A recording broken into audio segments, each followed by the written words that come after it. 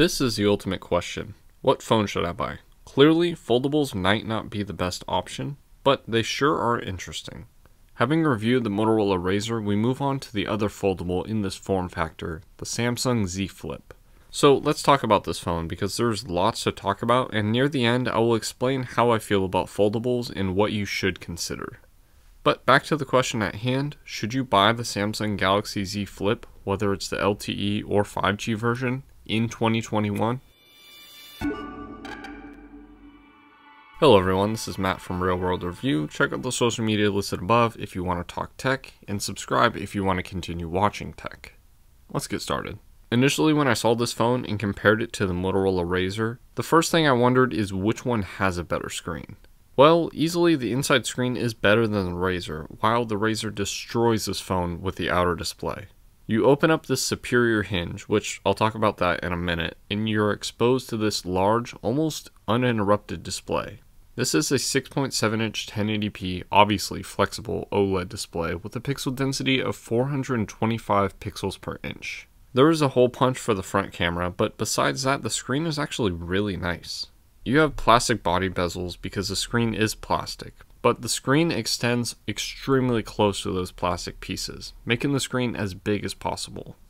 It is a 21.9:9 screen ratio, which makes viewing cinema content look amazing, but the average 16:9 or even 18:9 video on YouTube looks a little small, but at least it makes the front camera less noticeable. This phone does have ultra-thin glass, but we know that this makes no sense really, seeing that tests show that the top layer is plastic, while there is glass right under it. Glass that you'll never touch, but plastic that you'll scratch pretty much just by looking at it. So you definitely want to put a screen protector on this one, but even then, good luck. The nice thing is that the fingerprint scanner is not in the screen and it's actually in the power button, which is an upside for people like me. But the main focus of the screen is really the image, which actually has a higher pixel density when compared to the Samsung Z Fold 2 or Motorola Razr, but lacks a high refresh rate or HDR10+ support like the former. This is only a 60Hz display, but it actually doesn't look that bad without that high refresh rate. Lastly, there is a screen on the outside, but honestly, it's really pointless. It's good for showing whether you have notifications or the time, but oddly, there's no always-on display. Oh, by the way, the inside screen does have an always-on display, as well as double tap to wake and sleep, but folding the phone makes these features kind of pointless. This is a small 1.1-inch 112p OLED screen that shows a very small amount of text. Even an unknown number won't show up all the way until it starts scrolling. But this does offer a strange viewfinder for the rear cameras. Now here's where the phone gets interesting and differs from whether we're talking about the LTE or 5G version. I personally have the LTE version, which is pretty much the same as a 5G phone, but there are a few main differences like added LTE bands, obviously 5G support, a Snapdragon 865 Plus chip, a very slightly larger hinge, Wi-Fi 6, and arguably better color options. Besides that, both flips are powered by Plus model processors, this one being a Snapdragon 855 Plus, and they're both paired with 8GB of RAM and 256GB of non-expandable storage. Then to power the phone, you have a dual cell 3300mAh battery, but unfortunately this doesn't give you super fast charging, just fast wireless charging at something like 10+ watts, yes this is what Samsung says, while fast wired charging only goes up to 15 watts. This has to be one of the slowest charging phones that tops the 1000 price point, especially when phones like the Samsung A20 support the same charging speed at a much lower cost. Either way, the battery lasts a day fairly easily, and in no way will last you 2 days, even with light usage. This phone does support reverse wireless charging, but clearly this is aimed for smaller devices. On the bottom of the phone, obviously we get a USB-C port, like we were talking about with the charging speeds, along with only one loudspeaker. Yes, on a phone that cost over $1,000. In portrait mode, the speaker is actually fine, it's not that bad, but in landscape mode, you start to hate the choice that Samsung made. Lastly, we have the superior hinge, which honestly, I kind of had mixed feelings about now.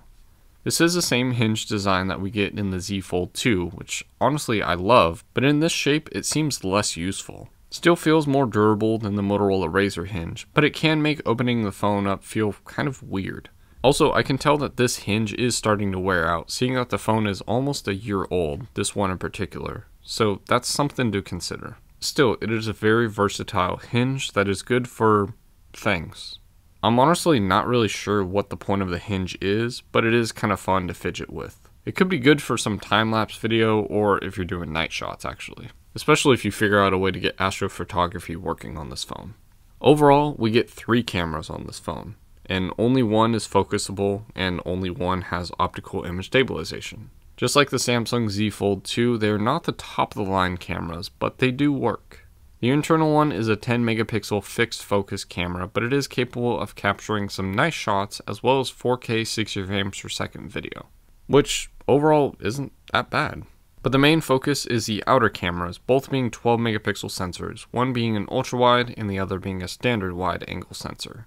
Shots come out looking amazing, as usual, but this phone does carry the Samsung Ultra price tag, but we're still left with Samsung S10e cameras. Not to mention the front camera is not focusable, so technically the S10e has better cameras, in theory. Overall, they're not the worst, but we still get a camera bump on the outside, like, come on. Either way, you will not be disappointed with what these sensors are able to produce, which is nice. Same thing with the video capabilities, maxing out at 4K 60 frames per second. My favorite. Overall, this phone has cameras, which is better than having less sensors, and definitely better than phones like the Motorola Razr, and it's honestly kind of nice that they did somewhat focus on the cameras, but this clearly isn't the main reason you buy this phone. Now, this phone isn't perfect, obviously. If you think about all the stuff I said, you can clearly see why this is not the most recommended phone, even with the 5G version fixing some issues that weren't really issues in the first place. The processor isn't that bad, but still performance does kind of drop a little bit on the LTE version, which I assume the 5G version fixes. Really, the question is, why even have this phone? Often I would miss phone calls, mainly because I keep my phone on vibrate most of the time, but also because this phone doesn't really have a screen when closed. I mean, it does, but only when you check it. I heavily rely on the always-on display on most phones, so when this phone doesn't have anything, not even like a small light, it does get kind of annoying. You have to move the phone or lift the phone up or push the power button to get the screen to light up, so it kind of feels useless, especially seeing that an always-on display would make more sense. Also, the hinge design is nice, but this phone should be able to be opened with one-handed usage, and often that requires either extra strength or kind of throwing the phone with one hand, because the hinge is so sturdy. But at least you can close the phone with one hand. Then we have things that we talked about, like the charging speed, speaker setup, decent cameras, and overall just the point of this phone. Really, you pay for the fun factor when phones like the Samsung S20 or S21 would be much better phones with better batteries and cameras, but lack in the originality of this phone. But something to think about is that those phones are almost half the price of the Z Flips. Overall, let's go over foldables in general, mainly the ones with the normal flip design like this. Like I said, there are really only 4 phones out right now, but really only 2 models, the Motorola Razr LTE and 5G version, and the same thing for Samsung, the Z Flip and Z Flip 5G. For me, I will say this. We are given some high-end things like 256 gigabytes of memory and fast or fastish processors, but all the money is going into average screens that fold, giving you a crease or even multiple creases, not to mention making it stupid difficult to install screen protectors. I mean, most of these screens cost about $600 just for the part, whereas the Ultra phones cost about $300 for the part. So clearly, if you're looking for a good screen, these foldable phones would be horrible options. But the biggest question for me is why these phones even have to exist. The Razr makes sense for nostalgia reasons, but the Z Flip doesn't really make sense to me. The Razr goes from a notification screen to a phone, while the Z Flip goes from a pager to a phone. But devices like the Z Fold 2 go from a phone to a mini tablet. This is the design that you really want, and that's pretty much how I feel about the Razr and Z Flip, especially when it's possible for me to go an entire day on the Z Fold 2 without even opening up the phone. I could just use the outside screen and everything just works. So should you buy foldables? Maybe. Should you buy the Samsung Z Fold? Possibly, but only if you get the 5G version. Once you get over the foldable factor, this really is just kind of an overpriced phone. Sure, there are premium aspects to it, but I'm struggling to find a reason to even have a foldable phone, especially when it's thicker than most phones when folded. This is a nice phone, obviously, but I feel like this form factor is not the one that's going to live on, and the one that will is going to be the phone to tablet form factor, not this notification to phone design. And that's my review of the Samsung Z Flip series, as well as my feelings on all of the flip-top foldables as of 2021. But what do you think about this? Is this design more useful than I think it is? Let me know in the social listed above, and as always, thanks for watching.